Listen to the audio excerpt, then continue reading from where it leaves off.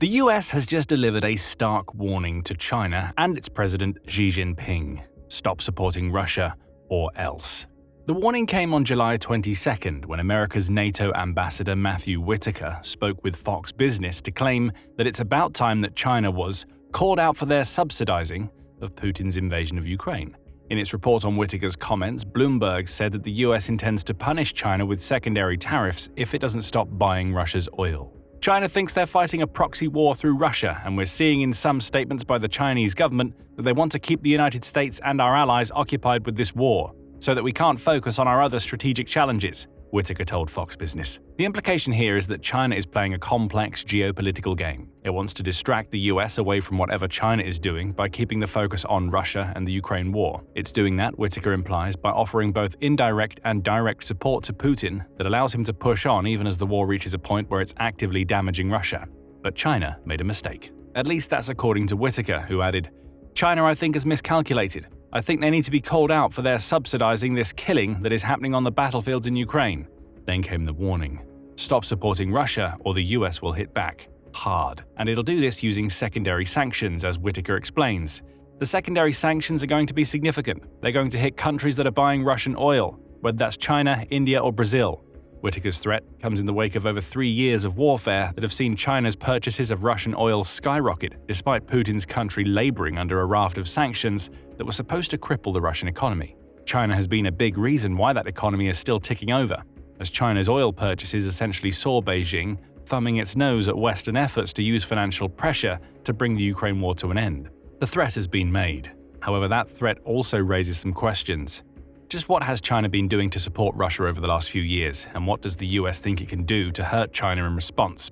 First, there's how China has subsidized Russia, as Whitaker claims, and that subsidization starts with buying oil. A lot of oil. When Putin launched his Ukraine invasion, the West responded with a raft of sanctions designed to tank Russia's economy. Over the last 3 years, an increasing number of sanctions have been imposed, resulting in Russia facing a total of 24,311 financial measures, 21,692 of which were introduced since the full-scale invasion began in February 2022. That makes Russia the world's most sanctioned country by a long shot, with the next nearest being Iran with 5,475 sanctions. Among these financial restrictions was a price cap the Group of Seven, or G7, major economies placed on Russia back in December 2022. Per that price cap, none of the G7 nations would pay more than $60 per barrel for Russian crude, with the hope being that this lowered price would place pressure on Putin's economy. The European Union is even set to double down on this price cap strategy, announcing in July that it plans to create a new cap that will set the price of Russia's oil to 15% lower than whatever the average price for Russia's crude is at any given moment. That will drop the price cap below $50, again with the goal of hurting Russia's economy. The idea here is simple. Price caps mean less money flows into Russia, meaning Putin struggles to fund his war. However, the Ukraine war has raged for over 3 years, and Putin has still been selling his oil thanks to a fleet of shadow ships that are operating outside of traditional maritime law. And the primary customer for that shady oil has been none other than China. When the West implemented its price cap against Russian oil, Xi smelled an opportunity. China could take advantage of the lower price of Russian oil to benefit itself, with the side effect being that Beijing has poured money into the Russian economy at a time when Putin desperately needs it. Economist Intelligence highlights the extent to which China is supporting Russia through its oil purchases. It says that the period between 2018 and 2021 saw Russian oil account for an average of 15.5% of China's total crude imports. By 2024, Russian oil accounted for 21.5% of those imports. What we see here is a pattern of increased purchasing that has served as a vital lifeline for Putin. Trading Economics offered more data, highlighting just how much China has spent on Russian oil over the last 11 years. In 2013, Russia received $19.7 billion from China for its oil, a figure that stayed somewhat stable for the next 4 years. In 2018, China started buying more Russian oil, spending $38.1 billion. By 2021, the number was up to $40.5 billion. China was already a major customer for Putin, but then Russia's leader invaded Ukraine, and China's oil purchasing skyrocketed. In 2022, Beijing spent $58.4 billion on Russian oil, Trade Economics says. The numbers have been rising since then. $60.7 billion went Russia's way courtesy of China in 2023, with Beijing then spending $62.6 billion on Russian oil in 2024. There has been some pullback in 2025. In March, Reuters reported that several Chinese state firms had cut back on their Russian oil imports in the wake of potential sanctions risks. And in May, the same outlet reported that Chinese imports of crude oil fell by 12.9% in April compared to a year earlier, falling to 1.96 million barrels per day. Still, what we see here is a pattern. As sanctions hit home in Russia, China was there to help Putin pick up the financial slack with its oil purchases. This is the subsidization that Whitaker was talking about.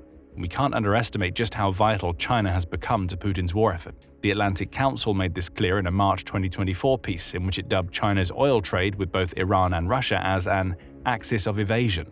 It highlighted that China managed to save tens of billions of dollars in 2023 by purchasing oil from both countries at a lower rate than the market price for oil. There's plenty in this relationship for China. It gets cheaper crude, meaning Xi is taking advantage of Russia's precarious trade position. The same outlet also reports that trade has increased massively between Russia and China since the war began. In 2022, the Atlantic Council says Russia received $88 billion from China for energy exports, which include oil and gas, while paying $71.7 billion for Chinese goods. We'll get to those goods in a moment, but again, we see that Chinese money has been helping to subsidize Putin's war. Russia's leader knows that China is taking advantage of a bad situation for Russia. China will continue buying Russia's oil for as long as it knows that doing so won't harm Beijing's interests. Putin doesn't care. He can't afford to care because the Ukraine war is costing Russia an arm and a leg. In February 2024, Reuters reported that the Ukraine war had likely cost Russia $211 billion directly, in addition to it costing an estimated $1.3 trillion in anticipated economic growth through 2026. Russia Matters added more statistics to highlight Putin's financial woes a year later. It noted in February 2025 that around $340 billion of Russian assets are currently frozen around the world, with much of that money being held by the US and the European Union. It also said that the Russian energy sector had lost an estimated $78.5 billion between December 2022 and June 2024, compared to a no-sanctions situation. Given the massive costs, Putin has been forced to accept that China is taking advantage of Russia on the oil front. That's because without China, Russia would be in an even more dire economic situation than it finds itself right now. Russia needs China. It needs Beijing to keep buying its oil so that Putin can continue the Ukraine war. And that brings us back to Whitaker's threat. The US NATO ambassador is 100% accurate when he claims that Beijing has been subsidizing Putin's Ukraine invasion.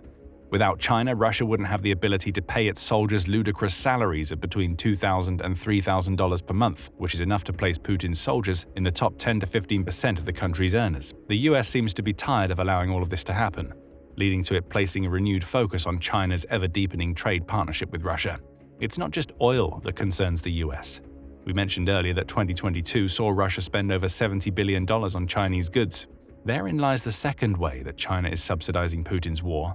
It's providing Russia with the equipment it needs to build many of the weapons that Putin's forces are using against Ukraine. In September 2024, the Lansing Institute noted that China had played a key role as an exporter of dual-use goods to Russia since Putin launched his full-scale invasion in 2022. These types of goods offered China an interesting way to enrich itself while bypassing international sanctions.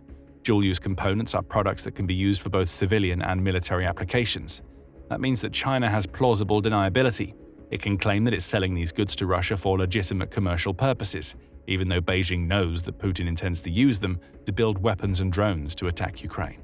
The Lansing Institute highlighted several of these products. There's the DLE-30 aircraft engine, which Russia has been buying in large quantities, likely for use in its drones. The same goes for China's DLE-55, DLE-60, DLE-120 engines, all of which are used for small aerial vehicles. The institute says that we know for a fact the DLE-60 is being used in Russia's Geran 3 drones, with the DLE-120 being installed into Russia's Italmas and Supercam S-350 unmanned aerial vehicles, or UAVs. These are drones that Russia is using to attack Ukraine's cities and vital infrastructure. A couple of months after the Lansing Institute's report, Radio Free Europe published a piece of its own, noting that a Chinese company named Yangji Technology had made more than 200 shipments of dual-use goods to Russia since February 2022. These goods aren't being shipped via a shadow fleet, they're being sold legitimately, with the information of the sales coming from official custom records. Many of these shipments contain electronic components the US has dubbed high priority because of their potential for use in Russia's weapon systems, and at least 17 of the 238 shipments recorded were sent to Russian companies that are currently under sanctions. In May, the Kyiv Independent reported that China has been selling more than dual-use components to Russia. Gunpowder and assorted chemicals were also finding their way into Russia courtesy of China, claimed Ukraine's foreign intelligence service. That same service said it had recorded at least 5 instances of China providing spare parts and other equipment that Putin could then use to service Russia's military aviation industry. That brings us to today. In June, the Center for European Policy Analysis, or CEPA, wrote a piece pointing out that Russia and China have a growing drone alliance that is helping Putin to wage his war. CEPA points out that Russia has a goal of building enough long-range drones that it will be capable of striking Ukraine with 1,000 of its UAVs daily. Right now, CEPA says China is supplying about 80% of the key electronic components Russia is using to make those drones, along with gunpowder, machine tools, and other materials that it's selling to at least 20 Russian factories. What we see here is rank hypocrisy from China. Beijing claims to want to serve as a mediator in the Ukraine war, helping to foster peace in a conflict that has raged for far too long. However, that supposed neutrality is a smokescreen. The reality is that China has been subsidizing Putin's war as it enriches itself. The massive increase in oil purchases has allowed Putin to fund his invasion, while China benefits from a huge influx of cut-price oil. As for the dual-use components and other goods China is selling to Russia, those are even sneakier. China is making billions of dollars from products it claims it's selling to Russia with no intention of those products seeing any sort of military use. Beijing knows it's hiding the truth here. Where its oil purchases subsidize Russia by pumping money into Putin's ailing economy, the goods China sells subsidize it in a different way. They enable Russia to keep building drones and other weapons that are killing Ukraine's soldiers and civilians. This isn't what mediators do. And these certainly aren't the actions of a supposedly neutral party. This brings us back to Whitaker's threat and what the US intends to do to curtail China's subsidization of Putin's war. Secondary sanctions are the key, as Whitaker pointed out. His threat came just days after US President Donald Trump told Putin he was giving Russia a 50-day deadline to negotiate peace with Ukraine, else the US would impose 100% tariffs. Those tariffs won't be imposed on Russia directly. Instead, they'll affect countries with which Russia does business.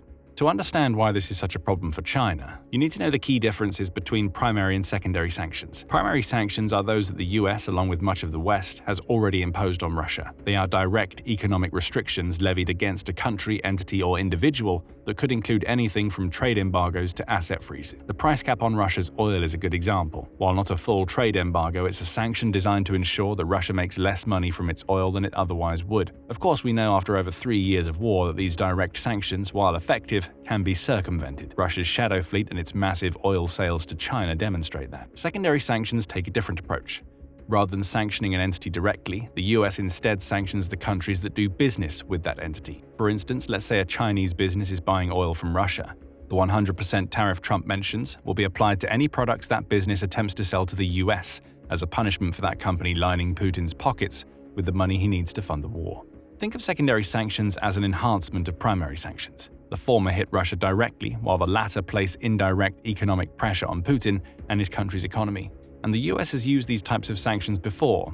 For instance, when the US reinstated sanctions against Iran in the wake of pulling out of the Iran nuclear deal, it also created secondary sanctions that applied to anybody who purchased products from Iran's energy, software, food, financial services, and precious metal industries. The US is also using secondary sanctions to punish Venezuela as we speak. The US has a 25% tariff in place that affects any country that purchases oil from Venezuela, whether directly or via third parties. China doesn't want to deal with these secondary sanctions. It's already in a trade war with the US that has seen both countries engaged in a tit-for-tat tariff battle. At one point, the US tariffs against China reached an eye-watering 145% before the two countries reached a temporary truce that has allowed them to start negotiating over their trade situation. Here we see some precise timing in Whitaker's threat. That truce isn't far away from coming to an end, with the US and China set to engage in further trade talks in Sweden during the week beginning July 28th. Now that Trump has made the secondary sanction threat, you can bet that the US will use this threat as leverage during those talks. That places China in a tough position. It doesn't want to deal with the massive tariffs the US has already levied against it. That's why it's negotiating in the first place.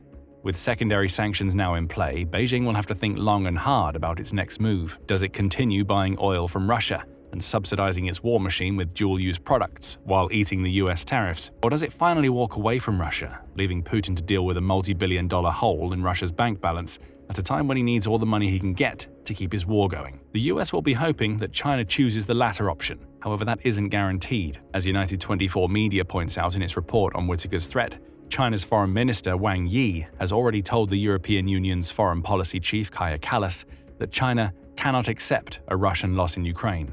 Doing so, Wang says, would lead to the US turning its full attention back toward China, which Beijing can't allow. That statement, which was apparently made during a tense 4-hour meeting between the pair, casts more doubt on China's claim that it's a neutral party in the Ukraine war. It isn't. Instead, Beijing has been using the war to strengthen its own geopolitical position.